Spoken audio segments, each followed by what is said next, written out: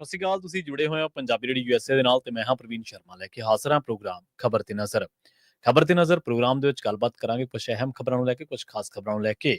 ਪਰ ਉਸ ਤੋਂ ਪਹਿਲਾਂ ਧੰਨਵਾਦ ਕਰਦੇ ਚਲੀਏ ਸਪਾਂਸਰਸ ਦਾ ਜਿਹੜੇ ਜ਼ਰੀਆ ਬਣਦੇ ਨੇ ਇਹਨਾਂ ਪ੍ਰੋਗਰਾਮਾਂ ਨੂੰ ਤੁਹਾਡੇ ਤੱਕ ਪਹੁੰਚਾਉਣ ਦੇ ਲਈ। ਖਾਲਸਾ ਇੰਸ਼ੋਰੈਂਸ ਏਜੰਸੀ ਵਾਲੇ ਜਿਨ੍ਹਾਂ ਤੋਂ ਤੁਸੀਂ ਹਰ ਤਰੀਕੇ ਦੀ ਇੰਸ਼ੋਰੈਂਸ ਲੈ ਸਕਦੇ ਹੋ। ਇੰਸ਼ੋਰੈਂਸ ਬਾਰੇ ਪਤਾ ਕਰਨ ਦੇ ਲਈ ਇਹਨਾਂ ਦਾ ਨੰਬਰ ਹੈ 408 272 2500। ਇਹ 1992 ਤੋਂ ਲਗਾਤਾਰ ਇੰਸ਼ੋਰੈਂਸ ਬਿਜ਼ਨਸ ਦੇ ਵਿੱਚ ਸ਼ਾਨਦਾਰ ਸੇਵਾਵਾਂ ਦੇ ਰਹੇ ਨੇ ਤੇ ਅਮਰੀਕਾ ਭਰ ਦੇ ਵਿੱਚ ਇੰਸ਼ੋਰੈਂਸ ਕਰਦੇ ਨੇ। ਓਬਾਮਾ ਕੇਅਰ, ਮੈਡੀਕੇਅਰ ਜਾਂ ਫਿਰ ਕਵਰਡ ਕੈਲੀਫੋਰਨੀਆ ਬਾਬਤ ਪਾਲਿਸੀ ਕਰਵਾਉਣ ਦੇ ਲਈ, ਸਲਾਹ ਲੈਣ ਦੇ ਲਈ ਅੱਜ ਹੀ ਕਾਲ ਕਰੋ 408 272 2500 ਤੇ। ਟਰਕੀਅਨ ਇਮੀਗ੍ਰੇਸ਼ਨ ਲਾ ਫਰਮ ਵਾਲੇ ਜੇ ਟਰਕੀਅਨ ਅਟਾਰਨੀ ਟਰਕੀਆਣਾ ਦੇ ਨਾਲ ਤੁਸੀਂ ਯੂਐਸ ਇਮੀਗ੍ਰੇਸ਼ਨ ਬਾਬਤ ਕੋਈ ਵੀ ਸਲਾਹ ਕਰਨੀ ਹੈ ਤਾਂ ਇਹਨਾਂ ਦਾ ਨੰਬਰ ਹੈ 415 909 0503। Gurdeep Singh Birdi Clovis, Mandeep Singh, Sandeep Kaur San Jose, Jind Kaur, Anayat Kaur Bakersfield, Mahinder Singh, Mahinder Kaur Mattu Yuba City, Amrik Singh Atwal, Jarnail Singh Yuba City, Jarnail Singh Seattle ਤੋਂ। ਇਹਨਾਂ ਸਾਰੇ ਹੀ ਸਪਾਂਸਰਸ ਦਾ ਬਹੁਤ-ਬਹੁਤ ਧੰਨਵਾਦ। ਤੇ ਜੇਕਰ ਤੁਸੀਂ ਵੀ ਪੰਜਾਬੀ ਰੇਡੀਓ ਐਸੇ ਦੇ ਇਹਨਾਂ ਪ੍ਰੋਗਰਾਮਾਂ ਨੂੰ ਸਪਾਂਸਰ ਕਰਨਾ ਚਾਹੁੰਦੇ ਹੋ ਤਾਂ ਸਟੂਡੀਓ ਦਾ ਨੰਬਰ ਹੈ 408 272 5500। ਅੱਜ ਦਾ ਇਹ ਖਬਰ ਤੇ ਨਜ਼ਰ ਪ੍ਰੋਗਰਾਮ ਸਾਲ 2025 ਦੀ 16 ਫਰਵਰੀ ਦਾ ਪ੍ਰੋਗਰਾਮ ਹੈ ਤੇ ਦਿਨ ਅੱਜ ਐਤਵਾਰ ਹੈ। ਖਬਰਾਂ ਦੀ ਸ਼ੁਰੂਆਤ ਕਰੀਏ ਅਮਰੀਕਾ ਦੇ ਨਾਲ ਜੁੜੀਆਂ ਕਈ ਅਹਿਮ ਖਬਰਾਂ ਤੋਂ। ਇਸ ਟਾਈਮ ਕੈਂਟਕੀ ਦੇ ਵਿੱਚੋਂ ਸ਼ੁਰੂਆਤ ਕਰਾਂਗੇ ਆਪਾਂ, ਜਿੱਥੇ ਭਾਰੀ ਹੜ੍ਹਾਂ ਦੇ ਕਰਕੇ 9 ਜਣਿਆਂ ਦੀ ਮੌਤ ਹੋ ਚੁੱਕੀ ਹੈ ਤੇ ਹਜ਼ਾਰਾਂ ਲੋਕਾਂ ਨੂੰ ਜਿਹੜਾ ਉਹ ਇਵੈਕੂਏਟ ਕਰਨਾ ਪਿਆ, ਸੁਰੱਖਿਅਤ ਥਾਵਾਂ ਤੇ ਪਹੁੰਚਾਉਣਾ ਪਿਆ। ਕੈਂਟਕੀ ਦੇ ਜਿਹੜੇ ਗਵਰਨਰ ਨੇ ਐਂਡੀ ਬੇਸ਼ਰ, ਉਹਨਾਂ ਨੇ ਇਹ ਗੱਲ ਕਹੀ ਹੈ ਕਿ ਹੁਣ ਤੱਕ ਹਜ਼ਾਰਾਂ ਲੋਕਾਂ ਨੂੰ ਅਸੀਂ ਜਿਹੜੇ ਕਿ ਫਸੇ ਹੋਏ ਸਨ ਹੜ੍ਹ ਪ੍ਰਭਾਵਿਤ ਇਲਾਕਿਆਂ ਦੇ ਵਿੱਚ, ਉਹਨਾਂ ਨੂੰ ਸੁਰੱਖਿਅਤ ਥਾਵਾਂ ਤੇ ਪਹੁੰਚਾਇਆ ਗਿਆ।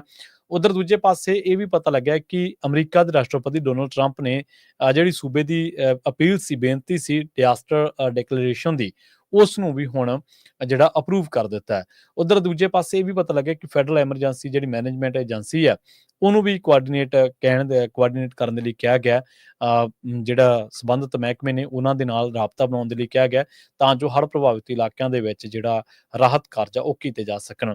ਗਵਰਨਰ ਨੇ ਇਹ ਜਾਣਕਾਰੀ ਦਿੱਤੀ ਹੈ ਕਿ ਇੱਕ ਮਾਤਾ ਅਤੇ ਉਹਦਾ 7 ਸਾਲਾ ਜਿਹੜਾ ਬੱਚਾ ਹੈ ਉਹਨਾਂ ਨੂੰ ਰੈਸਕਿਊ ਕੀਤਾ ਗਿਆ ਸੀ, ਜਿਹੜੇ ਕਿ ਇੱਕ ਡੂੰਘੇ ਪਾਣੀ ਦੇ ਵਿੱਚ ਲਗਾਤਾਰ ਧੱਸਦੇ ਜਾ ਰਹੇ ਸਨ ਤੇ ਉਹਨਾਂ ਦੀ ਕਾਰ ਇਸ ਡੂੰਘੇ ਪਾਣੀ ਦੇ ਵਿੱਚ ਫਸ ਗਈ ਸੀ। ਖੈਰ ਕੈਂਟਕੀ ਦੇ ਉੱਤੇ ਇੱਥੇ ਦੇ ਮੌਸਮ ਦੇ ਵਿੱਚ ਭਾਰੀ ਮੀਂਹ ਪੈਣ ਕਰਕੇ ਜਿਹੜਾ ਉਹ ਹਜ਼ਾਰਾਂ ਲੋਕਾਂ ਨੂੰ ਹੜ੍ਹ ਦਾ ਜਿਹੜਾ ਸਾਹਮਣਾ ਉਹ ਕਰਨਾ ਪਿਆ। ਅਗਲੀ ਜਿਹੜੀ ਖਬਰ ਆ ਉਹ ਬੈਂਜਾਮਿਨ ਨੇਤਨਯਾਹੂ, ਜਿਹੜੇ ਕਿ ਇਜ਼ਰਾਈਲੀ ਜਿਹੜੇ ਪ੍ਰਧਾਨ ਮੰਤਰੀ ਨੇ, ਉਹਨਾਂ ਨੇ ਇਹ ਗੱਲ ਕਹੀ ਹੈ ਕਿ ਜੇਕਰ ਸਾਰੇ ਜਿਹੜੇ ਅਗਵਾ ਜਿਨ੍ਹਾਂ ਨੂੰ ਕੀਤਾ ਗਿਆ, ਜੇਕਰ ਉਹਨਾਂ ਨੂੰ ਵਾਪਸ ਰਿਹਾ ਨਾ ਕੀਤਾ ਗਿਆ ਤਾਂ ਉਹ ਹੁਣ ਆਉਣ ਵਾਲੇ ਟਾਈਮ ਦੇ ਵਿੱਚ ਗਾਜ਼ਾ ਨੂੰ ਨਰਕ ਦਾ ਦਰਵਾਜ਼ਾ ਬਣਾ ਦੇਣਗੇ। ਸੋ ਉਹਨਾਂ ਨੇ ਇਹ ਵੀ ਗੱਲ ਕਹੀ ਹੈ ਕਿ ਆਉਣ ਵਾਲੇ ਟਾਈਮ ਦੇ ਵਿੱਚ ਅਸੀਂ ਜਿਹੜੇ ਹਮਲੇ ਨੇ ਉਹ ਹੋਰ ਜਿਹੜੇ ਤੇਜ਼ ਕਰਾਂਗੇ ਤੇ ਅਸੀਂ ਆਪਣੇ ਲੋਕਾਂ ਦੇ ਉੱਤੇ ਜ਼ੁਲਮ ਜਿਹੜਾ ਉਹ ਕਦੇ ਵੀ ਬਰਦਾਸ਼ਤ ਨਹੀਂ ਕਰਾਂਗੇ। ਇਸ ਟਾਈਮ ਜੇਕਰ ਅਮਰੀਕਾ ਦੇ ਲਿਹਾਜ਼ ਦੇ ਨਾਲ ਤਾਜ਼ਾ ਤੇ ਵੱਡੀਆਂ ਖਬਰਾਂ ਦੇ ਉੱਤੇ ਗੱਲ ਕਰੀਏ ਤਾਂ ਇਸ ਟਾਈਮ ਇਹ ਵੀ ਜਿਹੜੀ ਜਾਣਕਾਰੀ ਮਿਲ ਰਹੀ ਹੈ ਕਿ ਨਜ਼ਰਾਂ ਨੇ ਦੁਨੀਆ ਭਰ ਦੀਆਂ ਕਿ ਆਉਣ ਵਾਲੇ ਟਾਈਮ ਦੇ ਵਿੱਚ ਜਿਹੜੇ ਰੂਬੀਓ ਨੇ ਉਹ ਇੱਕ ਯੂਐਸ ਡੈਲੀਗੇਸ਼ਨ ਨੂੰ ਲੀਡ ਕਰ ਰਹੇ ਨੇ, ਜਿਹੜਾ ਯੂਐਸ ਡੈਲੀਗੇਸ਼ਨ ਰੂਸ ਜਾ ਰਿਹਾ ਤੇ ਰੂਸ ਦੇ ਵਿੱਚ ਗੱਲਬਾਤ ਕਰ ਰਿਹਾ ਯੂਕਰੇਨ ਦੀ ਜੰਗ ਨੂੰ ਲੈ ਕੇ। ਤੇ ਇਸ ਮਾਮਲੇ ਦੇ ਵਿੱਚ ਸਾਊਦੀ ਅਰੇਬੀਆ ਜਿਹੜਾ ਉਹ ਇਸ ਸਾਰੀ ਗੱਲਬਾਤ ਨੂੰ ਹੋਸਟ ਕਰ ਰਿਹਾ। ਇਹਦੇ ਨਾਲ ਇਸ ਟਾਈਮ ਦੀਆਂ ਜਿਹੜੀਆਂ ਵੱਡੀਆਂ ਖਬਰਾਂ ਨੇ ਉਹਨਾਂ ਦੇ ਵਿੱਚ ਟਰੰਪ ਐਡਮਿਨਿਸਟ੍ਰੇਸ਼ਨ ਜਿਹੜੀ ਆ ਉਹ ਸੁਪਰੀਮ ਕੋਰਟ ਦੇ ਵਿੱਚ ਜਿਹੜੀ ਵਿਸਲ ਬਲੋਇੰਗ ਏਜੰਸੀ ਨੂੰ ਲੈ ਕੇ ਜਾਂ ਹੋਰ ਕਈ ਮਾਮਲਿਆਂ ਨੂੰ ਲੈ ਕੇ ਉਹਦੀ ਜਿਹੜੀ ਵਾਚ ਡੌਗ ਨੂੰ, ਜਿਹੜੀ ਐਥਿਕਸ ਵਾਚ ਡੌਗ ਆ ਉਹਨੂੰ ਲੈ ਕੇ ਕਈ ਜਿਹੜੀਆਂ ਖਬਰਾਂ ਨੇ ਉਹ ਇਸ ਟਾਈਮ ਚਰਚਾ ਦੇ ਵਿੱਚ ਬਣੀਆਂ ਹੋਈਆਂ ਨੇ। ਦੁਨੀਆ ਭਰ ਦੀ ਇੱਕ ਹੋਰ ਵੱਡੀ ਖਬਰ ਮਾਲੀ ਤੋਂ ਆ ਰਹੀ ਹੈ। ਪੂਰਬੀ ਮਾਲੀ ਦੇ ਇਲਾਕਿਆਂ ਦੇ ਵਿੱਚ ਇੱਕ ਸੋਨੇ ਦੀ ਖਾਣ ਢਹਿ ਗਈ ਹੈ, ਜਿਸ ਕਰਕੇ ਦਰਜਨਾਂ ਲੋਕਾਂ ਦੀ ਮੌਤ ਹੋ ਗਈ ਹੈ ਤੇ ਕਈ ਜ਼ਖਮੀ ਦੱਸੇ ਗਏ ਨੇ। ਇਹ ਜਾਣਕਾਰੀ ਮੀਡੀਆ ਰਿਪੋਰਟਾਂ ਦੇ ਵਿੱਚ ਦਿੱਤੀ ਗਈ ਹੈ। ਇਹ ਘਟਨਾ ਕਨੀਬਾ ਜ਼ਿਲ੍ਹੇ ਦੇ ਵਿੱਚ ਵਾਪਰੀ ਹੈ। ਇਹ ਫਰਾਂਸੀਸੀ ਭਾਸ਼ੀ ਪੱਛਮੀ ਅਫਰੀਕੀ ਮੁਲਕ ਦੇ ਵਿੱਚ ਵਾਪਰੀ ਹੈ ਤੇ ਇਸ ਸਾਲ ਦੀ ਦੂਜੀ ਵੱਡੀ ਘਟਨਾ ਦੱਸੀ ਗਈ ਹੈ, ਜੋ ਅਫਰੀਕਾ ਦੇ ਸਿਖਰਲੇ 3 ਸੋਨਾ ਉਤਪਾਦਕਾਂ ਦੇ ਵਿੱਚੋਂ ਇੱਕ ਹੈ। ਲੰਘੀ ਦੇਰ ਰਾਤ ਮਾਲੀਅਨ ਟੈਲੀਵਿਜ਼ਨ ਦੇ ਡਾਬੀਆ ਦੇ ਕਿਮੂਨ ਦੇ ਵਿੱਚ ਬਿਲਾਲੀ ਕੋਟੇ ਦੇ ਵਿੱਚ ਖਾਣ ਢਹਿਣ ਦੀ ਜਾਣਕਾਰੀ ਦਿੱਤੀ ਸੀ, ਜਿਸ ਦੇ ਵਿੱਚ 42 ਜਣਿਆਂ ਦੀ ਮੌਤ ਹੋਈ ਸੀ ਅਤੇ ਕਈ ਹੋਰ ਜ਼ਖਮੀ ਹੋ ਗਏ ਸਨ। ਕਨੀਬਾ ਦੇ ਪ੍ਰੀਫੈਕਟ, ਜੋ ਕਿ ਇਲਾਕੇ ਦੇ ਵਿੱਚ ਸਰਕਾਰ ਦੀ ਨੁਮਾਇੰਦਗੀ ਕਰਦੇ ਨੇ, ਉਹਨਾਂ ਨੇ ਇਸ ਘਟਨਾ ਦੀ ਪੁਸ਼ਟੀ ਕੀਤੀ ਹੈ। ਮੁਹੰਮਦ ਡਿੱਕੂ ਨੇ ਦੱਸਿਆ ਕਿ ਇਸ ਘਟਨਾ ਦੇ ਵਿੱਚ 42 ਜਣੇ ਮਾਰੇ ਜਾਣ ਬਾਰੇ ਪਤਾ ਲੱਗਿਆ।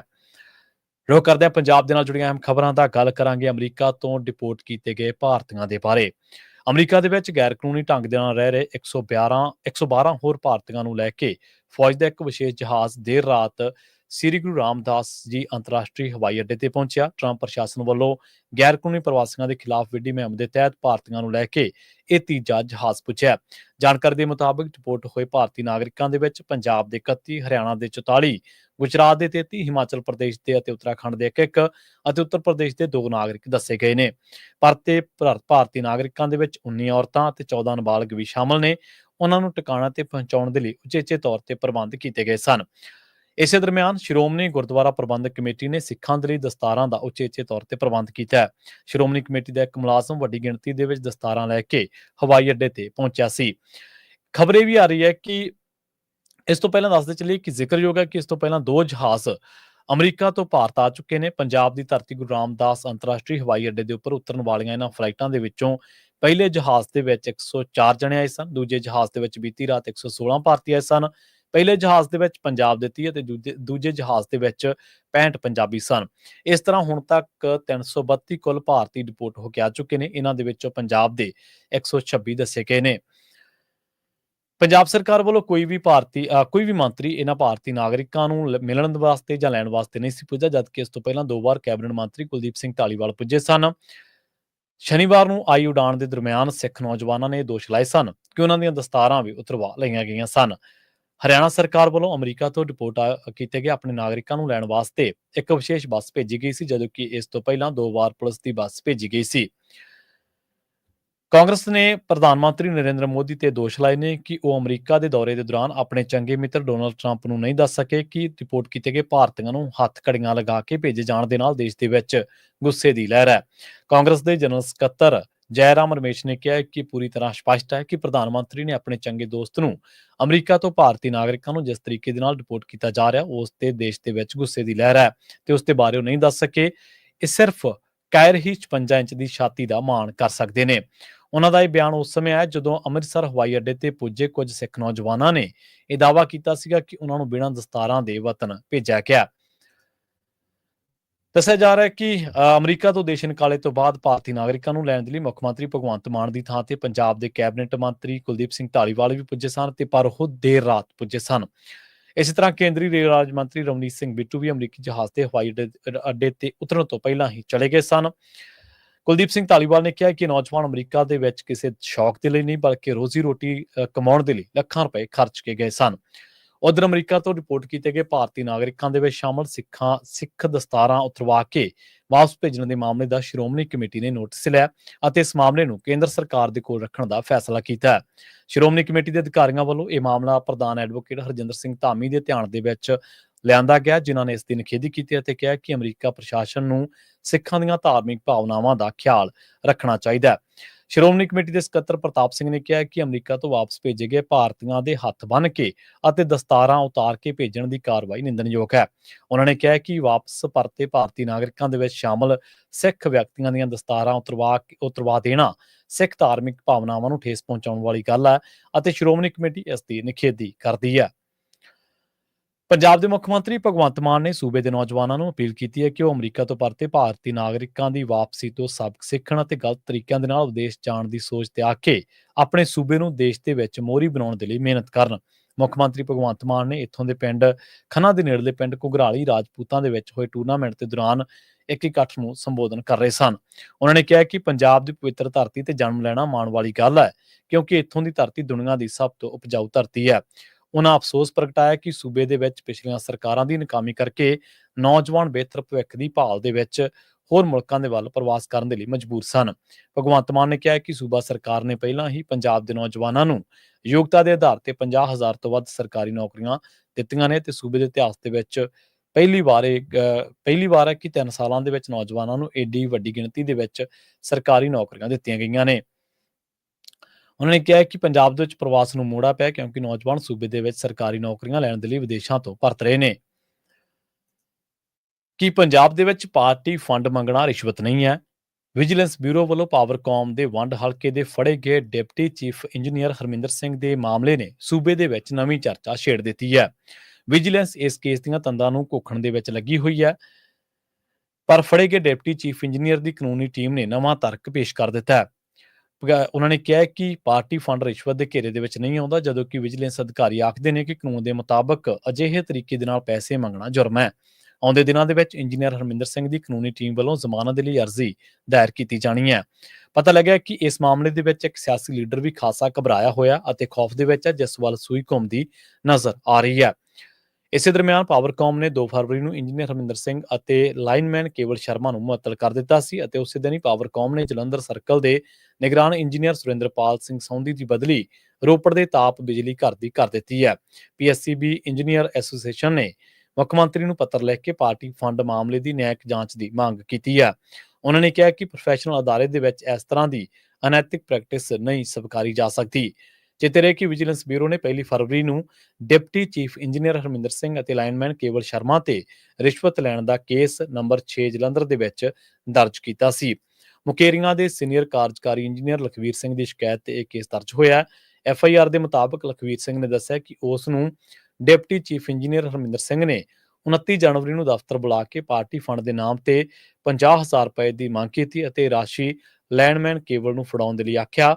31 ਜਨਵਰੀ ਅਤੇ 1 ਫਰਵਰੀ ਨੂੰ ਸ਼ਿਕਾਇਤਕਰਤਾ ਨੇ ਹਰਮਿੰਦਰ ਸਿੰਘ ਅਤੇ ਕੇਬਲ ਦੇ ਨਾਲ ਫੋਨ ਤੇ ਗੱਲ ਵੀ ਕੀਤੀ। ਲਖਵੀਰ ਸਿੰਘ ਨੇ ਕਿਹਾ ਕਿ ਉਸਨੇ ਸਾਰੀ ਗੱਲਬਾਤ ਫੋਨ ਤੇ ਰਿਕਾਰਡ ਕਰ ਲਈ ਹੈ ਅਤੇ ਉਹ ਪਾਰਟੀ ਫੰਡ ਦੇ ਨਾਮ ਹੇਠ ਕੋਈ ਰਿਸ਼ਵਤ ਨਹੀਂ ਦੇਣਾ ਚਾਹੁੰਦਾ।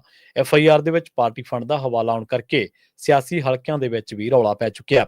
ਅਹਿਮ ਸੂਤਰਾਂ ਨੇ ਦੱਸਿਆ ਕਿ ਮਾਝੇ ਹਲਕੇ ਦੇ ਇੱਕ ਤਾਕਤਵਰ ਅਫਸਰ ਦੇ ਰਿਕਾਰਡ ਨੂੰ ਖੰਗਾਲਿਆ ਜਾ ਰਿਹਾ, ਜੋ ਕਿ ਹਮੇਸ਼ਾ ਅਹਿਮ ਪੋਸਟਾਂ ਤੇ ਰਿਹਾ। ਉਸ ਦੀ ਤੈਨਾਤੀ ਦੇ ਲਈ ਕਿਸ ਮੰਤਰੀ ਵੱਲੋਂ ਸਿਫਾਰਿਸ਼ ਕੀਤੀ ਗਈ ਹੈ, ਉਸ ਦੇ ਆਧਾਰ ਤੇ ਗੱਲ ਅਗਾਂਹ ਵੱਧ ਸਕਦੀ ਹੈ। ਰੁਕ ਕਰਦੇ ਹਾਂ ਸੰਗਰੂਰ ਦਾ। ਪੰਜਾਬ ਦੇ ਜ਼ਿਲ੍ਹਾ ਸੰਗਰੂਰ ਦੇ ਪਿੰਡ ਬਘਰੌਲ ਦੇ ਵਿੱਚ ਵੀ ਭੀਮ ਰਾਓ ਅੰਬੇਦਕਰ ਦਾ ਬੁੱਤ ਲਾਉਣ ਨੂੰ ਲੈ ਕੇ ਮਾਹੌਲ ਭਖਿਆ ਅਤੇ ਨੌਬਤ ਇੱਟਾਂ ਰੋੜੇ ਚੱਲਣ ਤੱਕ ਪਹੁੰਚ ਗਈ ਹੈ। ਇੱਟਾਂ ਰੋੜਿਆਂ ਦੀ ਹੋਈ ਬਰਸਾਤ ਕਰਕੇ ਪਿੰਡ ਪੁਲਿਸ ਛਾਉਣੀ ਦੇ ਵਿੱਚ ਤਬਦੀਲ ਹੋ ਗਿਆ। ਫਿਲਹਾਲ ਮਾਹੌਲ ਕਾਬੂ ਦੇ ਵਿੱਚ ਹੈ। ਦਰਅਸਲ ਪਿੰਡ ਦੀਆਂ 2 ਧਿਰਾਂ ਦੇ ਵਿਚਾਲੇ ਡਾਕਟਰ ਭੀਮ ਰਾਓ ਅੰਬੇਦਕਰ ਦੇ ਬੁੱਤ ਨੂੰ ਲਾਉਣ ਨੂੰ ਲੈ ਕੇ ਵਿਵਾਦ ਹੋ ਗਿਆ ਸੀ। ਪਿੰਡ ਦੀ ਇੱਕ ਧਿਰ ਦਾ ਕਹਿਣਾ ਹੈ ਕਿ ਉਹਨਾਂ ਦੀ ਬੁੱਤ ਲਾਉਣ ਦੀ ਮੰਗ ਸਾਲਾਂ ਪੁਰਾਣੀ ਹੈ ਅਤੇ ਇਸ ਵਾਰ ਬਕਾਇਦਾ ਪੰਚਾਇਤ ਨੇ ਮਤਾ ਪਾਸ ਕਰਕੇ ਬੁੱਤ ਲਗਵਾਇਆ। ਉਧਰ ਦੂਜੀ ਧਿਰ ਦਾ ਕਹਿਣਾ ਹੈ ਕਿ ਉਹਨਾਂ ਨੂੰ ਬੁੱਤ ਲਾਉਣ ਸੰਬੰਧੀ ਕੋਈ ਦਿੱਕਤ ਨਹੀਂ ਹੈ, ਪਰ ਉਹ ਜਗ੍ਹਾ ਦੀ ਬਦਲੀ ਚਾਹੁੰਦੇ ਨੇ ਅਤੇ ਇਸ ਸੰਬੰਧੀ ਉਹਨਾਂ ਨੇ ਅਦਾਲਤ ਤੋਂ ਸਟੇ ਵੀ ਲਈ ਹੋਈ ਹੈ। ਇਸ ਨੂੰ ਲੈ ਕੇ ਇਹਨਾਂ ਵਿਵਾਦ ਵੱਧ ਗਿਆ ਕਿ ਪਿੰਡ ਦੇ ਵਿੱਚ ਇੱਟਾਂ ਰੋੜੇ ਤੱਕ ਚੱਲ ਗਿਆ ਤੇ ਕਈ ਲੋਕ ਜ਼ਖਮੀ ਹੋ ਗਏ, ਜਿਨ੍ਹਾਂ ਨੂੰ ਹਸਪਤਾਲ ਦੇ ਵਿੱਚ ਦਾਖਲ ਕਰਵਾਉਣਾ ਪਿਆ। ਹਾਲਾਂਕਿ ਪੁਲਿਸ ਨੇ ਮੌਕੇ ਤੇ ਪਹੁੰਚ ਕੇ ਮਾਹੌਲ ਨੂੰ ਕਾਬੂ ਕੀਤਾ ਤੇ ਦੋਵਾਂ ਧਿਰਾਂ ਨੂੰ ਸਮਝਾਇਆ ਸੀ। ਇਤਰਾਜ਼ ਜਤਾਉਣ ਵਾਲੀ ਧਿਰ ਦਾ ਕਹਿਣਾ ਕਿ ਇਹ ਬੁੱਤ ਧੱਕੇ ਦੇ ਨਾਲ ਲਾਇਆ ਜਾ ਰਿਹਾ ਹੈ। ਇਤਰਾਜ਼ ਜ਼ਾਹਰ ਕਰਦਿਆਂ ਪਿੰਡ ਦੇ ਨੌਜਵਾਨ ਹਰਪ੍ਰੀਤ ਸਿੰਘ ਨੇ ਕਿਹਾ ਕਿ ਬੁੱਤ ਲਗਾਉਣ ਵਾਲੀ ਥਾਂ ਉੱਤੇ ਸਟੇ ਹੋਈ ਹੈ ਅਤੇ ਪੰਚਾਇਤ ਨੇ ਧੱਕੇ ਦੇ ਨਾਲ ਬੁੱਤ ਲਗਾ ਦਿੱਤਾ। ਉਹਨਾਂ ਦੱਸਿਆ ਕਿ ਇਹ 13 ਤਰੀਕ ਦੀ ਗੱਲ ਹੈ ਜਦੋਂ ਇਸ ਤੇ ਸਟੇ ਹੋਈ ਹੈ ਤੇ ਅਸੀਂ ਨਹੀਂ ਚਾਹੁੰਦੇ ਕਿ ਇੱਥੇ ਬੁੱਤ ਲੱਗੇ। ਅਸੀਂ ਵੀ ਬੁੱਤ ਲਾਉਣ ਦੇ ਹੱਕ ਦੇ ਵਿੱਚ ਹਾਂ, ਪਰ ਅਸੀਂ ਸਿਰਫ ਇਹ ਕਹਿ ਰਹੇ ਹਾਂ ਕਿ ਥਾਂ ਦੀ ਬਦਲੀ ਕੀਤੀ ਜਾਵੇ। ਉਹਨਾਂ ਨੇ ਧੱਕੇ ਦੇ ਨਾਲ ਆ ਕੇ ਸਾਡੀਆਂ ਔਰਤਾਂ ਦੀ ਕੁੱਟਮਾਰ ਕੀਤੀ ਹੈ। ਸਾਡੇ ਬੰਦੇ ਸੰਗਰੂਰ ਦੇ ਵਿੱਚ ਦਾਖਲ ਨੇ। ਉਧਰ ਦੂਜੇ ਪਾਸੇ ਦਲਿਤ ਪਰਿਵਾਰ ਦੇ ਨਾਲ ਸੰਬੰਧਿਤ ਇੱਕ ਨੌਜਵਾਨ ਰਜਿੰਦਰ ਸਿੰਘ ਨੇ ਦੱਸਿਆ ਕਿ ਉਹਨਾਂ ਦੀ 25 ਤੋਂ 30 ਸਾਲਾਂ ਤੋਂ ਇਹ ਮੰਗ ਸੀ ਕਿ ਪਿੰਡ ਦੇ ਵਿੱਚ ਡਾਕਟਰ ਭੀਮ ਰਾਓ ਅੰਬੇਦਕਰ ਦਾ ਬੁੱਤ ਲਾਉਣਾ ਚਾਹੁੰਦੇ ਨੇ। ਉਹਨਾਂ ਨੇ ਕਿਹਾ ਕਿ ਇਸ ਵਾਰੀ ਸਾਡੀ ਪੰਚਾਇਤ ਸਾਡੇ ਨਾਲ ਖੜੀ ਹੋਈ ਹੈ ਅਤੇ ਮਤਾ ਪਾ ਕੇ ਸ਼ਾਮਲਾਟ ਦੀ ਜਗ੍ਹਾ ਤੇ ਬਾਬਾ ਸਾਹਿਬ ਦਾ ਬੁੱਤ ਲਗਾਇਆ ਗਿਆ, ਪਰ ਜਿਹੜੇ 4-5 ਘਰ ਬੁੱਤ ਵਾਲੀ ਜਗ੍ਹਾ ਦੇ ਨੇੜੇ ਪੈਂਦੇ ਨੇ ਉਹ ਇਤਰਾਜ਼ ਕਰ ਰਹੇ ਨੇ ਕਿ ਇੱਥੇ ਬੁੱਤ ਨਹੀਂ ਲੱਗਣਾ ਚਾਹੀਦਾ। ਇੱਥੇ ਦੱਸ ਦਈਏ ਕਿ ਇਸ ਤੋਂ ਪਹਿਲਾਂ ਵੀ ਬਠਿੰਡਾ ਜ਼ਿਲ੍ਹੇ ਦੇ ਪਿੰਡ ਚੰਦਭਾਣ ਦੇ ਵਿੱਚ 2 ਧਿਰਾਂ, ਜਿਨ੍ਹਾਂ ਦੇ ਵਿੱਚ ਦਲਿਤ ਭਾਈਚਾਰੇ ਤੇ ਇਹਦੇ ਨਾਲ ਆਮ ਕਿਸਾਨ ਧਿਰਾਂ, ਜਿਹੜੀਆਂ ਜ਼ਿਮੀਂਦਾਰ ਪਰਿਵਾਰ ਜਿਹੜੇ ਨੇ, ਉਹ ਨਾਲੀਆਂ ਦੇ ਪਾਣੀ ਨੂੰ ਲੈ ਕੇ ਆਮੋ ਸਾਹਮਣੇ ਹੋ ਗਏ ਸਨ, ਜਿਸ ਨੂੰ ਬਾਅਦ ਦੇ ਵਿੱਚ ਦਲਿਤ ਵਰਸਸ ਜਰਨਲ ਜਾਂ ਜੱਟ ਸਿੱਖ ਜਿਹੜਾ ਟਕਰਾਅ ਉਹ ਬਣਾ ਕੇ ਪੇਸ਼ ਕੀਤਾ ਗਿਆ ਸੀ। ਪਰ ਬਾਅਦ ਦੇ ਵਿੱਚ ਕਈ ਸੁਹਿਰਦ ਧਿਰਾਂ ਨੇ ਵਿੱਚ ਪੈ ਕੇ ਉਸ ਮਾਮਲੇ ਨੂੰ ਸੁਲਝਾ ਦਿੱਤਾ ਸੀ। ਉਧਰ ਦੂਜੇ ਪਾਸੇ ਖਬਰ ਆ ਰਹੀ ਹੈ ਕਿ ਅਮਰੀਕਾ ਤੋਂ ਡਿਪੋਰਟ ਹੋਏ ਰਾਜਪੁਰਾ ਦੇ ਵਸਨੀਕ ਤੋਂ ਚਚੇਰੇ ਭਰਾਵਾਂ ਸੰਦੀਪ ਸਿੰਘ ਅਤੇ ਪ੍ਰਦੀਪ ਸਿੰਘ ਨੂੰ ਪੁਲਿਸ ਨੇ ਗ੍ਰਿਫਤਾਰ ਕਰ ਲਿਆ। ਪਟਿਆਲਾ ਦੇ ਐਸਐਸਪੀ ਡਾਕਟਰ ਨਾਨਕ ਸਿੰਘ ਨੇ ਦੱਸਿਆ ਕਿ ਦੋਵੇਂ ਸਾਲ 2023 ਦੇ ਵਿੱਚ ਹੋਏ ਕਤਲ ਦੇ ਇੱਕ ਮਾਮਲੇ ਦੇ ਵਿੱਚ ਭਗੌੜੇ ਸਨ। ਉਹ ਦੋਹਾਂ ਨੂੰ ਅਦਾਲਤ ਦੇ ਵਿੱਚ ਪੇਸ਼ ਕੀਤਾ ਗਿਆ ਸੀ, ਜਿੱਥੋਂ 3 ਦਿਨ ਦਾ ਪੁਲਿਸ ਰਿਮਾਂਡ ਮਿਲਿਆ। ਥਾਣਾ ਸਿਟੀ ਰਾਜਪੁਰਾ ਦੇ ਐਸਐਚਓ ਇੰਸਪੈਕਟਰ ਬਲਵਿੰਦਰ ਸਿੰਘ ਦੀ ਅਗਵਾਈ ਹੇਠਲੀ ਪੁਲਿਸ ਨੇ ਲੰਘੀ ਰਾਤ ਹੀ ਇਹਨਾਂ ਨੂੰ ਅੰਮ੍ਰਿਤਸਰ ਤੋਂ ਹਿਰਾਸਤ ਦੇ ਵਿੱਚ ਲੈ ਲਿਆ ਸੀ। ਦੋਵੇਂ 26 ਜੂਨ 2023 ਨੂੰ ਥਾਣਾ ਸਿਟੀ ਰਾਜਪੁਰਾ ਦੇ ਵਿੱਚ ਦਰਜ ਐਫਆਈਆਰ ਦੇ ਮਾਮਲੇ ਦੇ ਵਿੱਚ ਪੁਲਿਸ ਨੂੰ ਲੋੜੀਂਦੇ ਸਨ। ਵੇਰਵਿਆਂ ਦੇ ਮੁਤਾਬਕ ਦੋਵੇਂ ਘਰੋਂ 10 ਮਹੀਨੇ ਪਹਿਲਾਂ ਚਲੇ ਗਏ ਸਨ ਅਤੇ ਵੱਖ-ਵੱਖ ਮੁਲਕਾਂ ਦੇ ਵਿੱਚੋਂ ਹੁੰਦੇ ਹੋਏ ਉਹ 21 ਜਨਵਰੀ 2025 ਨੂੰ ਅਮਰੀਕਾ ਦੇ ਵਿੱਚ ਦਾਖਲ ਹੋ ਗਏ ਸਨ। ਅਮਰੀਕੀ ਫੌਜ ਨੇ ਉਹਨਾਂ ਨੂੰ ਹਿਰਾਸਤ ਦੇ ਵਿੱਚ ਲੈ ਕੇ ਕੈਂਪ ਦੇ ਵਿੱਚ ਰੱਖਿਆ ਸੀ ਅਤੇ ਹੁਣ ਉਹਨਾਂ ਨੂੰ ਡਿਪੋਰਟ ਕੀਤਾ ਗਿਆ। ਐਸਐਸਪੀ ਡਾਕਟਰ ਨਾਨਕ ਸਿੰਘ ਨੇ ਕਿਹਾ ਕਿ ਪੁਲਿਸ ਵੱਲੋਂ ਉਹਨਾਂ ਦੇ ਖਿਲਾਫ ਲੁੱਕਆਊਟ ਸਰਕੂਲਰ ਜਾਰੀ ਕੀਤਾ ਗਿਆ ਸੀ ਅਤੇ ਹੁਣ ਪੁਲਿਸ ਇਹ ਜਾਂਚ ਕਰ ਰਹੀ ਹੈ ਕਿ ਐਲਓਸੀ ਜਾਰੀ ਹੋਣ ਦੇ ਬਾਵਜੂਦ ਉਹ ਦੋਵੇਂ ਵਿਦੇਸ਼ ਕਿਵੇਂ ਪਹੁੰਚ ਗਏ। ਭਾਵੇਂ ਅਸਲੀ ਤੱਥ ਪੁੱਛਗਿੱਛ ਦੇ ਦੌਰਾਨ ਹੀ ਸਾਹਮਣੇ ਆਉਣਗੇ, ਪਰ ਮੁੱਢਲੀ ਤਫਤੀਸ਼ ਦੇ ਵਿੱਚ ਇਹ ਮੰਨਿਆ ਜਾ ਰਿਹਾ ਹੈ ਕਿ ਉਹਨਾਂ ਨੇ ਨੇਪਾਲ ਜਾ ਕੇ ਜਹਾਜ਼ ਫੜਿਆ ਹੋਵੇਗਾ। ਦੋਹਾਂ ਦੇ ਕੋਲੋਂ ਰਾਜਪੁਰਾ ਦੇ ਐਸਐਚਓ ਇੰਸਪੈਕਟਰ ਬਲਵਿੰਦਰ ਸਿੰਘ ਅਤੇ ਹੋਰ ਜਿਹੜੇ ਪੁਲਿਸ ਅਧਿਕਾਰੀ ਨੇ ਉਹ ਪੁੱਛਗਿੱਛ ਕਰ ਰਹੇ ਨੇ। ਇਹ ਮਾਮਲਾ ਸਵਰਨ ਸਿੰਘ ਪੁੱਤਰ ਅਮਰਜੀਤ ਸਿੰਘ ਦੇ ਕਤਲ ਦੇ ਨਾਲ ਜੁੜਿਆ ਹੋਇਆ ਦੱਸਿਆ ਜਾ ਰਿਹਾ ਹੈ। ਪੁਲਿਸ ਵੱਲੋਂ ਹਰਮਨਜੋਤ ਸਿੰਘ ਦੀ ਸ਼ਿਕਾਇਤ ਦੇ ਆਧਾਰ ਤੇ ਕੇਸ ਦਰਜ ਕੀਤਾ ਗਿਆ ਸੀ। ਇਸ ਕੇਸ ਦੇ ਵਿੱਚ 4 ਜਣਿਆਂ ਦੇ ਨਾਮ ਸ਼ਾਮਲ ਸਨ, ਜਿਨ੍ਹਾਂ ਦੇ ਵਿੱਚ ਸੰਦੀਪ ਸਣੀ ਤੋਂ ਇਲਾਵਾ ਹਸਮੁਖ ਸਿੰਘ, ਸੁਖਦੇਵ ਸਿੰਘ ਅਤੇ ਕਮਲਜੀਤ ਸਿੰਘ ਦੇ ਨਾਮ ਸ਼ਾਮਲ ਸਨ। ਪੁਲਿਸ ਵੱਲੋਂ ਬਾਅਦ ਦੇ ਵਿੱਚ ਪ੍ਰਦੀਪ ਸਿੰਘ ਨੂੰ ਇਸ ਮਾਮਲੇ ਦੇ ਵਿੱਚ ਨਾਮਜ਼ਦ ਕੀਤਾ ਗਿਆ ਸੀ। ਇਹ ਦੋਵੇਂ ਪੁਲਿਸ ਦੀ ਪਕੜ ਤੋਂ ਬਾਹਰ ਸਨ ਅਤੇ ਉਹਨਾਂ ਨੂੰ ਭਗੌੜਾ ਕਰਾਰ ਦੇ ਦਿੱਤਾ ਗਿਆ ਸੀ। ਅਸਲ ਦੇ ਵਿੱਚ ਇਸੇ ਕੇਸ ਤੋਂ ਬਚਣ ਦੇ ਲਈ ਹੀ ਦੋਵੇਂ ਤਕਰੀਬਨ ਸਵਾ ਕਰੋੜ ਰੁਪਏ ਖਰਚ ਕੇ ਏਜੰਟ ਦੇ ਰਾਹੀਂ ਡਾਂਕੀ ਰੂਟ ਲਾਉਂਦਿਆਂ ਅਮਰੀਕਾ ਚਲੇ ਗਏ ਸਨ। ਉਂਝ ਪਰਿਵਾਰਕ ਮੈਂਬਰਾਂ ਨੇ ਕਿਹਾ ਕਿ ਦੋਹਾਂ ਨੂੰ ਗਲਤ ਫਸਾਇਆ ਗਿਆ। ਹੱਤਿਆ ਵਾਲੇ ਦਿਨ ਦੀ ਘਟਨਾ ਨੂੰ ਚੇਤੇ ਕਰਦਿਆਂ ਇੱਕ ਹੋਰ ਭਰਾ ਨੇ ਦੱਸਿਆ ਕਿ ਸੰਦੀਪ ਸਿੰਘ ਉਸ ਦਿਨ ਬਾਜ਼ਾਰ ਦੇ ਵਿੱਚ ਸਾਜ਼ੋ ਸਮਾਨ ਲੈਣ ਗਿਆ ਸੀ। ਇਸੇ ਦੌਰਾਨ ਸਬਜ਼ੀ ਮੰਡੀ ਦੇ ਵਿੱਚ ਇੱਕ ਹੋਰ ਵਿਅਕਤੀ ਦੀ ਲੜਾਈ ਦੇ ਦੌਰਾਨ ਇੱਕ ਵਿਅਕਤੀ ਦਾ ਕਤਲ ਹੋ ਗਿਆ ਸੀ। ਸੰਦੀਪ ਸਿੰਘ ਦੀ ਕਾਰ ਘਟਨਾ ਸਥਾਨ ਦੇ ਨਜ਼ਦੀਕ ਖੜੀ ਸੀ, ਜਿਸ ਕਰਕੇ ਉਸ ਨੂੰ ਵੀ ਇਸ ਕੇਸ ਦੇ ਵਿੱਚ ਨਾਮਜ਼ਦ ਕਰ ਲਿਆ ਗਿਆ ਸੀ ਤੇ ਬਾਅਦ ਦੇ ਵਿੱਚ ਪ੍ਰਦੀਪ ਦਾ ਨਾਮ ਵੀ ਪਾ ਦਿੱਤਾ ਗਿਆ। ਪਰਿਵਾਰਕ ਮੈਂਬਰਾਂ ਨੇ ਇਸ ਗੱਲ ਦਾ ਦਾਅਵਾ ਕੀਤਾ ਕਿ ਕੇਸ ਤੋਂ ਬਚਾਉਣ ਦੇ ਲਈ ਹੀ ਉਹਨਾਂ ਨੇ 1 ਕਰੋੜ 20 ਲੱਖ ਰੁਪਏ ਖਰਚ ਕੇ ਦੋਹਾਂ ਨੂੰ ਡਾਂਕੀ ਰੂਟ ਦੇ ਰਾਹੀਂ ਅਮਰੀਕਾ ਭੇਜਿਆ ਸੀ। ਆਪਣੇ ਬੱਚਿਆਂ ਨੂੰ ਬੇਕਸੂਰ ਦੱਸਦਿਆਂ ਪਰਿਵਾਰਕ ਮੈਂਬਰਾਂ ਨੇ ਸਰਕਾਰ ਤੋਂ ਮੰਗ ਕੀਤੀ ਕਿ ਇਸ ਮਾਮਲੇ ਦੇ ਵਿੱਚ ਉਹਨਾਂ ਦੇ ਬੱਚਿਆਂ ਨੂੰ ਰਿਹਾ ਕੀਤਾ ਜਾਵੇ। ਰੁਕ ਕਰਦੇ ਹਾਂ ਕੁਝ ਕੌਮੀ ਖਬਰਾਂ ਦਾ। ਗੱਲ ਕਰਦੇ ਹਾਂ ਦਿੱਲੀ ਦੇ ਵਿੱਚੋਂ ਇਸ ਵੇਲੇ ਵੱਡੀ ਖਬਰ ਆ ਰਹੀ ਹੈ ਕਿ ਨਵੀਂ ਦਿੱਲੀ ਰੇਲਵੇ ਸਟੇਸ਼ਨ ਤੇ ਲੰਘੀ ਰਾਤ ਭਾਰੀ ਭਗਦੜ ਮਚਣ ਕਰਕੇ 18 ਲੋਕਾਂ ਦੀ ਮੌਤ ਹੋ ਗਈ ਹੈ ਤੇ 15 ਜ਼ਖਮੀ ਦੱਸੇ ਗਏ ਨੇ। ਇਹ ਘਟਨਾ ਰਾਤ ਨੂੰ 10 ਵਜੇ ਦੇ ਕਰੀਬ ਵਾਪਰੀ ਹੈ। ਭਾਰਤੀ ਰੇਲਵੇ ਦੇ ਮੁਤਾਬਕ ਮ੍ਰਿਤਕਾਂ ਦੇ ਪਰਿਵਾਰਾਂ ਨੂੰ 10-10 ਲੱਖ ਰੁਪਏ ਦਾ ਮੁਆਵਜ਼ਾ ਦਿੱਤਾ ਜਾਵੇਗਾ। ਗੰਭੀਰ ਜ਼ਖਮੀਆਂ ਦੇ ਲਈ 2.5 ਲੱਖ ਰੁਪਏ, 2.5 ਲੱਖ ਰੁਪਏ ਅਤੇ ਮਾਮੂਲੀ ਜ਼ਖਮੀਆਂ ਦੇ ਲਈ 1 ਲੱਖ ਰੁਪਏ ਦੇ ਮੁਆਵਜ਼ੇ ਦਾ ਐਲਾਨ ਵੀ ਕੀਤਾ ਗਿਆ। ਦਿੱਲੀ ਪੁਲਿਸ ਨੇ ਦੱਸਿਆ ਕਿ ਮ੍ਰਿਤਕਾਂ ਦੇ ਵਿੱਚ 14 ਔਰਤਾਂ ਵੀ ਸ਼ਾਮਲ ਸਨ। ਇਸ ਦੌਰਾਨ ਕੇਂਦਰੀ ਰੇਲ ਮੰਤਰੀ ਅਸ਼ਵਨੀ ਵੈਸ਼ਨਵ ਨੇ ਘਟਨਾ ਦੀ ਉੱਚ ਪੱਧਰੀ ਜਾਂਚ ਦੇ ਹੁਕਮ ਦਿੱਤੇ ਨੇ ਤੇ ਕਿਹਾ ਕਿ ਨਵੀਂ ਦਿੱਲੀ ਸਟੇਸ਼ਨ ਤੇ ਸਥਿਤੀ ਕਾਬੂ ਹੇਠ ਹੈ। ਦੱਸਿਆ ਜਾ ਰਿਹਾ ਹੈ ਕਿ ਹਾਲਤ ਨਿਰਦਈ ਹੋਣ ਦੇ ਨਾਲ ਕਿੰਨੀ ਵਿਅੰਗਮਈ ਹੈ ਕਿ ਸੰਗਮ ਤੇ 29 ਜਨਵਰੀ ਨੂੰ ਵਾਪਰੀ ਭਗਦੜ ਤੋਂ ਬਾਅਦ ਮਹਾਕੁੰਭ ਸ਼ਰਧਾਲੂਆਂ ਦੀ ਭੀੜ ਸੰਭਾਲਣ ਦੇ ਲਈ ਵਿਸ਼ੇਸ਼ ਯੋਜਨਾਬੰਦੀ ਦੇ ਦਾਅਵਿਆਂ ਦੇ ਬਾਵਜੂਦ ਕੁਝ ਸੈਂਕੜੇ ਕਿਲੋਮੀਟਰ ਦੂਰ ਨਵੀਂ ਦਿੱਲੀ ਸਟੇਸ਼ਨ ਤੇ ਇੱਕ ਅਜਿਹੀ ਹੋਰ ਘਟਨਾ ਵਾਪਰ ਗਈ ਹੈ। ਸੰਗਮ ਤੇ ਵਾਪਰੇ ਹਾਦਸੇ ਦੇ ਵਿੱਚ 30 ਜਾਨਾਂ ਗਈਆਂ ਸਨ ਅਤੇ ਹੁਣ ਇਸ ਮੱਚੀ ਭਗਦੜ ਦੇ ਵਿੱਚ 18 ਲੋਕ ਮਾਰੇ ਗਏ ਨੇ। ਪ੍ਰਯਾਗਰਾਜ ਨੂੰ ਜਾਣ ਵਾਲੀਆਂ ਰੇਲ ਗੱਡੀਆਂ ਦੇ ਵਿੱਚ ਚੜ੍ਹਨ ਦੇ ਲਈ ਨਵੀਂ ਦਿੱਲੀ ਰੇਲਵੇ ਸਟੇਸ਼ਨ ਉੱਤੇ ਵੱਡੀ ਗਿਣਤੀ ਲੋਕ ਇਕੱਠੇ ਹੋਏ ਸਨ। ਰੇਲਵੇ ਦੇ ਅਧਿਕਾਰੀਆਂ ਨੇ ਦੱਸਿਆ ਕਿ ਘਟਨਾ ਉਦੋਂ ਵਾਪਰੀ ਜਦੋਂ ਕੁਝ ਯਾਤਰੀ ਫੁੱਟ ਓਵਰ ਬ੍ਰਿਜ ਤੋਂ ਥੱਲੇ ਉਤਰਦਿਆਂ ਸਲਿੱਪ ਕਰਕੇ ਦੂਜਿਆਂ ਉੱਤੇ ਡਿੱਗ ਪਏ। ਹਾਲਾਂਕਿ ਦਾਅਵਾ ਅੱਧੀ ਕਹਾਣੀ ਹੀ ਬਿਆਨਦਾ ਹੈ।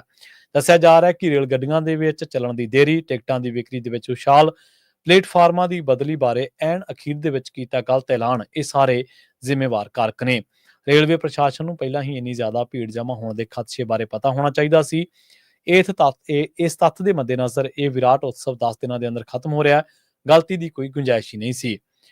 ਦੁਨੀਆ ਦੇ ਸਭ ਤੋਂ ਵੱਡੀ ਆਬਾਦੀ ਵਾਲੇ ਮੁਲਕ ਦੇ ਵਿੱਚ ਭੀੜ ਲੱਗਣਾ ਆਮ ਗੱਲ ਹੈ। ਹਾਲਾਂਕਿ ਇਸ ਨੂੰ ਸੰਭਾਲਣਾ ਸ਼ਾਇਦ ਹੀ ਕੇਂਦਰ ਅਤੇ ਰਾਜ ਸਰਕਾਰਾਂ ਦੇ ਜ਼ਿਲ੍ਹਾ ਪ੍ਰਸ਼ਾਸਨਾਂ ਦੀ ਸਿਖਰਲੀ ਤਰਜੀਹ ਕਹੀ ਜਾ ਸਕਦੀ ਹੈ। ਅਗਾਊਂ ਸਰਗਰਮ ਹੋਣ ਦੇ ਨਾਲ ਹੀ ਇਸ ਤਰ੍ਹਾਂ ਦੇ ਹਾਦਸੇ ਰੋਕੇ ਜਾ ਸਕਦੇ ਨੇ, ਭਗਦੜ ਰੋਕੀ ਜਾ ਸਕਦੀ ਹੈ, ਘਟਾਈ ਜਾ ਸਕਦੀ ਹੈ, ਬਸ਼ਰਤੇ ਬੁਨਿਆਦੀ ਚੀਜ਼ਾਂ ਦੀ ਪੂਰੀ ਸਖਤੀ ਦੇ ਨਾਲ ਪਾਲਣਾ ਹੋਵੇ। ਗੱਲ ਕਰਦੇ ਹਾਂ ਦਿੱਲੀ ਦੀ ਸਿਆਸਤ ਦੇ ਬਾਰੇ। ਦਿੱਲੀ ਦਾ ਨਵਾਂ ਮੁੱਖ ਮੰਤਰੀ ਚੁਣਨ ਦੇ ਲਈ ਭਾਰਤੀ ਜਨਤਾ ਪਾਰਟੀ ਦੇ ਨਵੇਂ ਚੁਣੇ ਵਿਧਾਇਕਾਂ ਦੀ ਮੀਟਿੰਗ ਹੋਣ ਦੀ ਅੱਜ ਸੰਭਾਵਨਾ ਹੈ। ਪਾਰਟੀ ਦੇ ਸੂਤਰਾਂ ਨੇ ਦੱਸਿਆ ਕਿ ਭਾਜਪਾ ਦੀ ਕੌਮੀ ਲੀਡਰਸ਼ਿਪ ਵਿਧਾਇਕ ਦਲ ਦੀ ਮੀਟਿੰਗ ਦੇ ਵਿੱਚ ਆਪਣੇ ਅਬਜ਼ਰਵਰ ਭੇਜੇਗੀ, ਜਿਸ ਦੇ ਵਿੱਚ ਦਿੱਲੀ ਵਿਧਾਨ ਸਭਾ ਦੇ ਸਦਨ ਦੇ ਵਿੱਚ ਨੇਤਾ ਦੀ ਚੋਣ ਕੀਤੀ ਜਾਵੇਗੀ। ਦਿੱਲੀ ਦਾ ਸਦਨ ਦਾ ਨੇਤਾ ਦਿੱਲੀ ਦਾ ਮੁੱਖ ਮੰਤਰੀ ਹੋਵੇਗਾ। ਸੂਤਰਾਂ ਨੇ ਵੀ ਕਿਹਾ ਕਿ ਦਿੱਲੀ ਦੇ ਵਿੱਚ ਨਵੀਂ ਸਰਕਾਰ ਦਾ ਗਠਨ 19-20 ਫਰਵਰੀ ਦੇ ਨੇੜੇ ਮੁੱਖ ਮੰਤਰੀ ਅਤੇ ਮੰਤਰੀ ਮੰਡਲ ਦੇ ਸਹੁੰ ਚੁੱਕ ਸਮਾਗਮ ਦੇ ਨਾਲ ਹੀ ਹੋਣ ਦੀ ਸੰਭਾਵਨਾ ਹੈ। ਸਿਖਰਲੇ ਅਹੁਦੇ ਦੇ ਲਈ ਸਭ ਤੋਂ ਅੱਗੇ ਮੰਨੇ ਜਾਣ ਵਾਲੇ ਆਗੂਆਂ ਦੇ ਵਿੱਚ ਪ੍ਰਵੇਸ਼ ਵਰਮਾ, ਭਾਜਪਾ ਦੀ ਦਿੱਲੀ ਇਕਾਈ ਦੇ ਸਾਬਕਾ ਪ੍ਰਧਾਨ ਵਿਜੇਂਦਰ ਗੁਪਤਾ ਅਤੇ ਸਤੀਸ਼ ਉਪਾਧਿਆਏ ਸ਼ਾਮਲ ਸਨ। ਜ਼ਿਕਰਯੋਗ ਹੈ ਕਿ ਭਾਜਪਾ 5 ਫਰਵਰੀ ਨੂੰ ਹੋਈਆਂ ਵਿਧਾਨ ਸਭਾ ਚੋਣਾਂ ਦੇ ਵਿੱਚ ਜਿੱਤ ਹਾਸਲ ਕਰਕੇ 26 ਸਾਲ ਤੋਂ ਵੱਧ ਸਮੇਂ ਮਗਰੋਂ ਦਿੱਲੀ ਦੀ ਸੱਤਾ ਦੇ ਵਿੱਚ ਵਾਪਸੀ ਕਰਕੇ ਆਈ ਹੈ। ਇਸ ਦੇ ਨਾਲ ਹੀ ਪੰਜਾਬੀ ਖਬਰਾਂ ਦੇ ਇਸ ਬੁਲੇਟਿਨ ਦੇ ਵਿੱਚ ਹੁਣ ਤੱਕ ਲਈ ਬਸ ਇੰਨਾ ਹੀ। ਮੈਨੂੰ ਪ੍ਰਵੀਨ ਸ਼ਰਮਾ ਨੂੰ ਇੱਥੇ ਦਿਓ ਇਜਾਜ਼ਤ। ਜੁੜੇ ਰਹੋ ਪੰਜਾਬੀ ਰੇਡੀਓ USA ਦੇ ਨਾਲ। ਤੁਹਾਡਾ ਸਾਰਿਆਂ ਦਾ ਬਹੁਤ ਬਹੁਤ ਧੰਨਵਾਦ। ਸਤਿ ਸ਼੍ਰੀ ਅਕਾਲ।